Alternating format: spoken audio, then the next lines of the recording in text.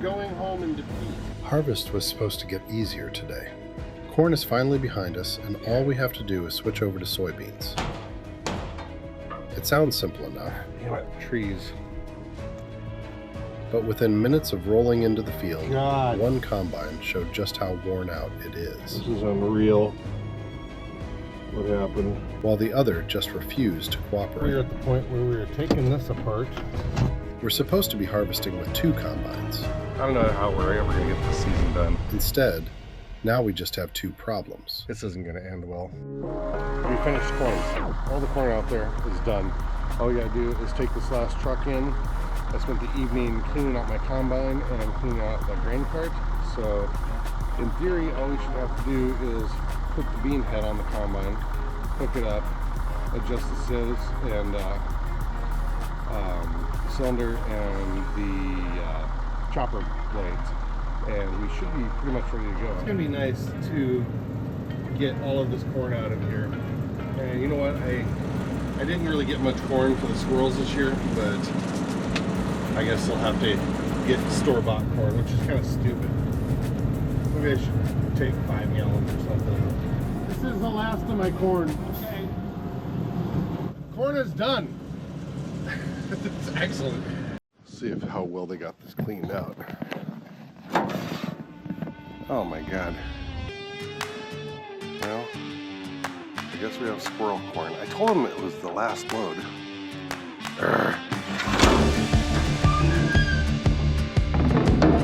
We always get corn stuck up there.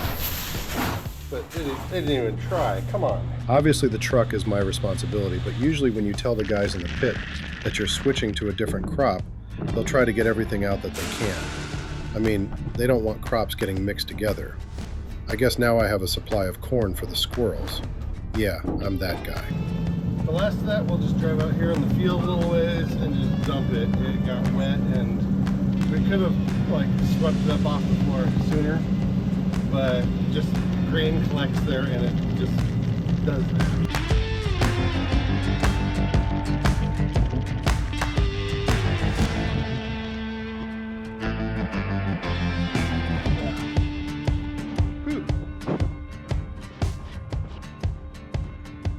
Alright, that's the way I like to see it.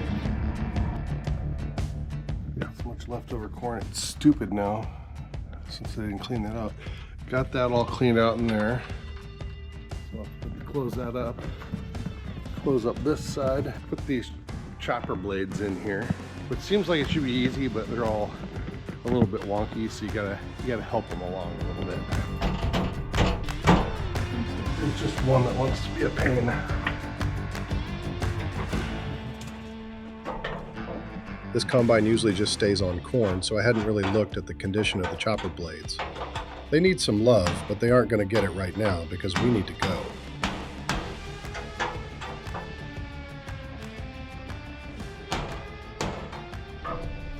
God damn it, these are all going. A couple here that don't want to play right.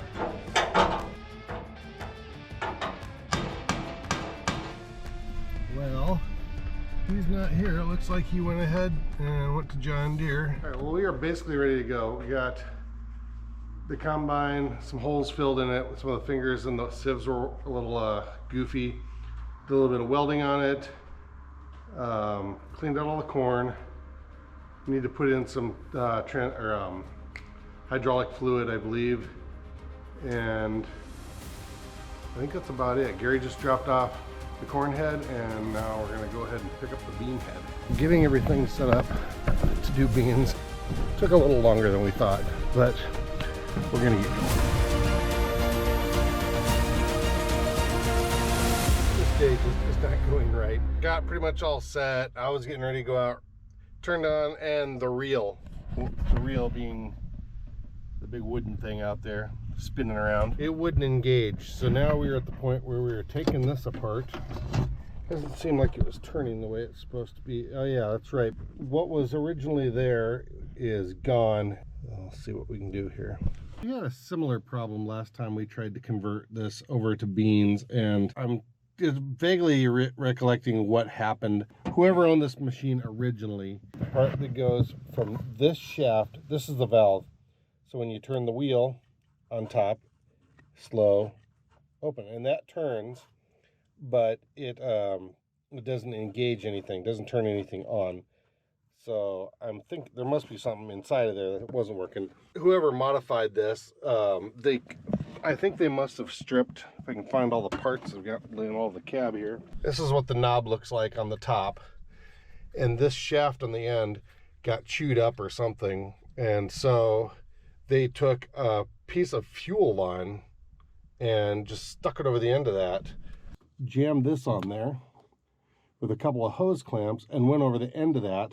And that was enough to keep that valve rolling. That was the issue apparently last year, but it doesn't seem to be the issue this year, because when I turn it on, I can move that thing manually. I can feel all the way open or all the way closed, but I can't, it doesn't do anything. It's obviously stuck closed. I don't know anything about this. I'm just drawing at straws, taking stuff apart, seeing how it works.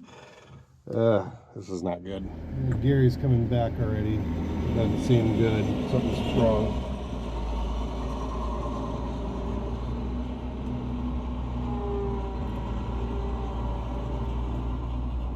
He's got his engine hood open. Oh God, this is unreal.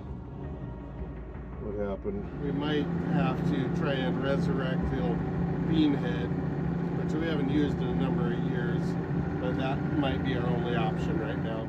Sorry, I mix up the terms bean head and row crop head a lot. I'm talking about the row crop head. To the casual observer, a corn head and a row crop head look almost identical. In fact, I've had a few younger guys ask me why I'm trying to use a corn head on soybeans. The difference is in how they feed the crop. A corn head uses gathering chains and snapping rollers to pull the stalk downward until the ear snaps off and is carried into the combine.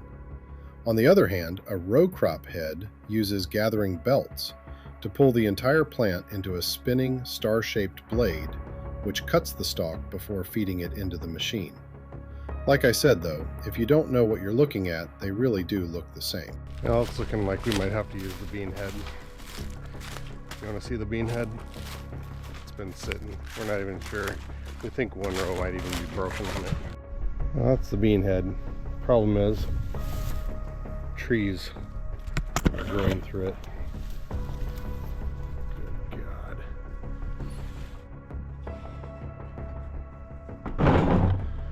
Definitely not a good morning. Last night, Gary went ahead and tried to pick some of these or cut some of these beans. He did try and cut that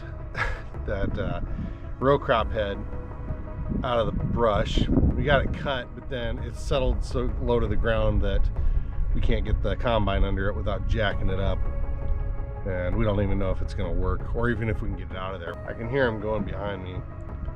It doesn't. I just heard the slip clutch, so I don't think it's probably going really well yet. I don't know how we're ever going to get this season done.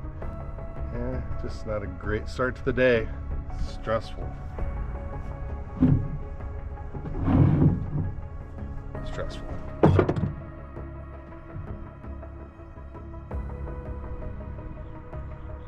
With all the issues piling up this year, we are really late finishing up, and the pressure is mounting as Gary has to leave in 8 days.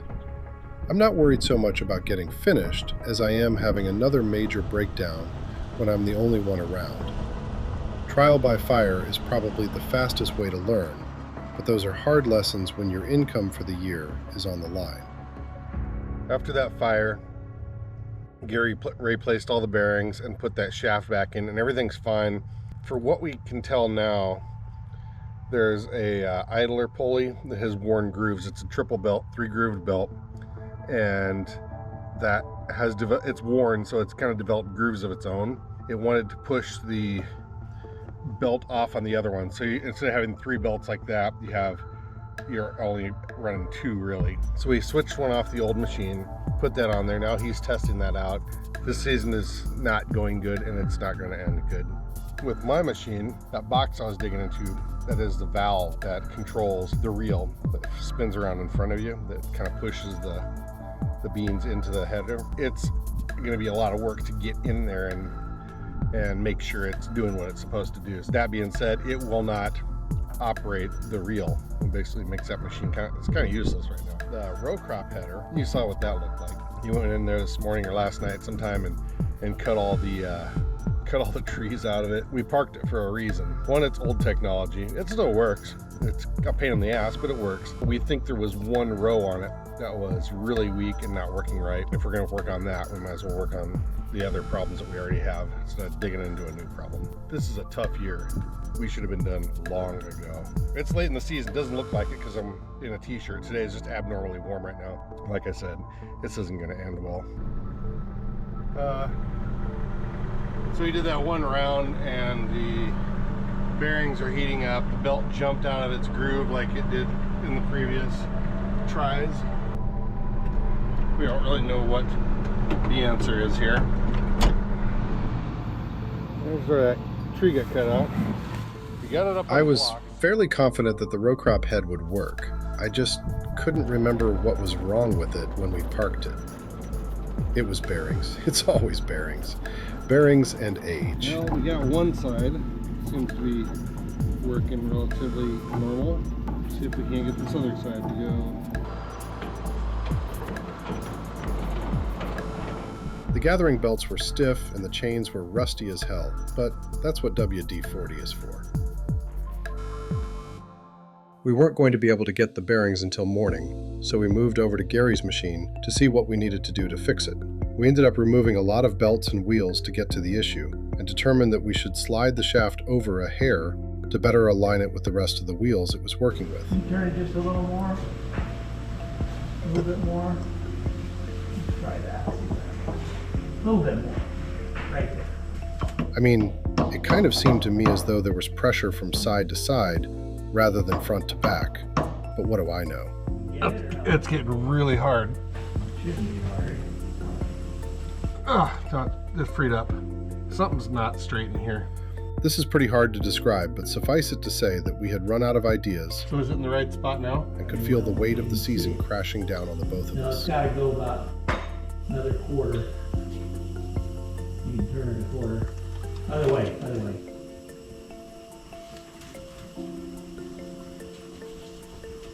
Yeah, right there. Which worked better, having it straight up, you think, or down?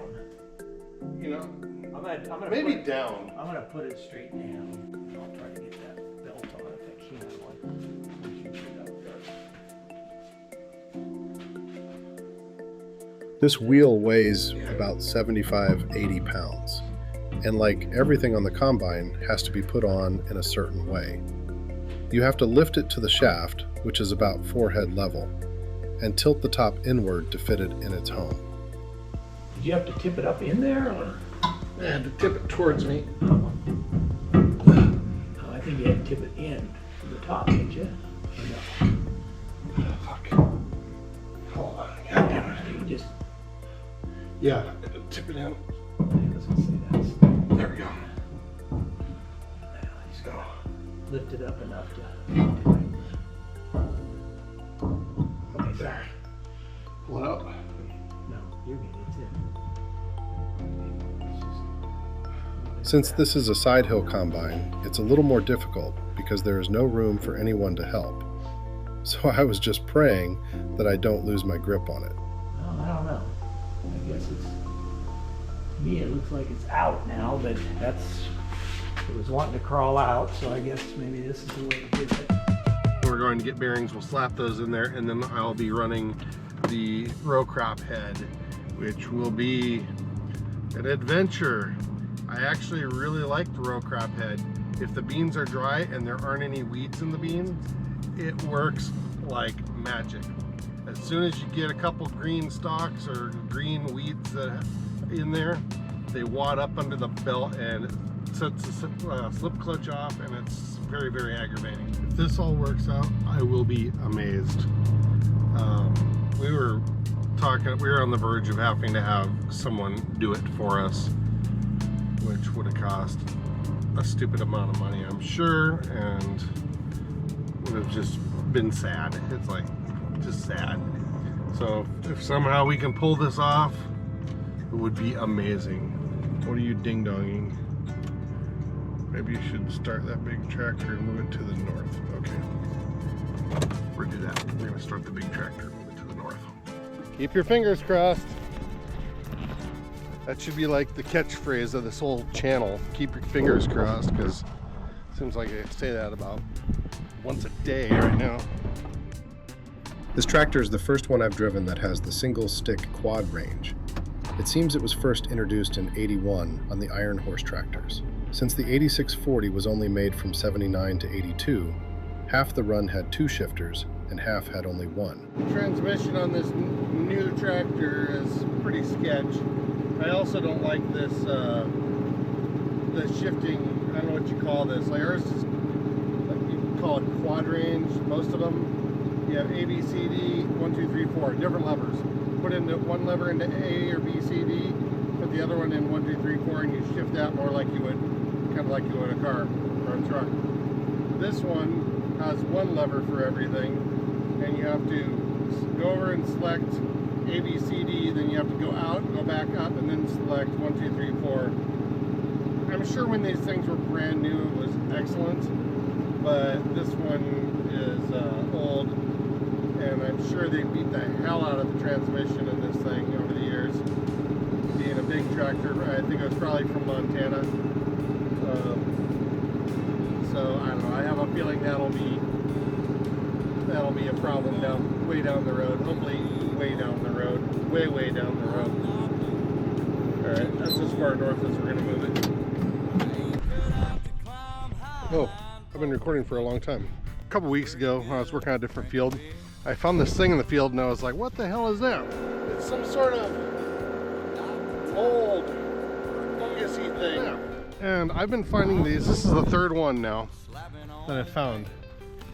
And apparently it is a purple puffball mushroom. I didn't know they came in purple. Apparently there's a lot of them in Minnesota and Michigan. I didn't know that we get them in Nebraska as well. Actually, I didn't know anything about them until I had to look it up because, you know, because I don't know about all these things. But yeah, I kind of wonder if these are, they don't really have gills or anything. Actually, they feel more like insulation off of a cheap couch or something. But I don't know if these are edible or not. I know there's a handful of varieties that are and a handful of varieties that aren't, and I'm not going to figure it out. But anyway, it's interesting. I've never seen purple puffball mushrooms ever. Well, I don't know. He's making a lot of dust. Probably a good sign. Cheers. So hand me one more, that's what I'm here for. I'm built for having a ball. I love the nightlife, I love my Bud Light. So I'm looking for a crescent wrench that we lost somewhere on this pass. We think it's 18 inches long and chrome. You'd think it would be easier to spot, but it's pretty dark now. So we'll probably have to look for it again sometime down the road. On that note, as always, thanks for watching. It really means a lot to me that there's people out there that like to watch the videos I make and the weird stuff I do and weird stuff I don't do. Just normal, everyday crap, to be honest. I really appreciate it, and before you leave, don't forget to go down and do the thing with the buttons down there. Like, subscribe, all that normal YouTube crap, and I'll see you in the next one.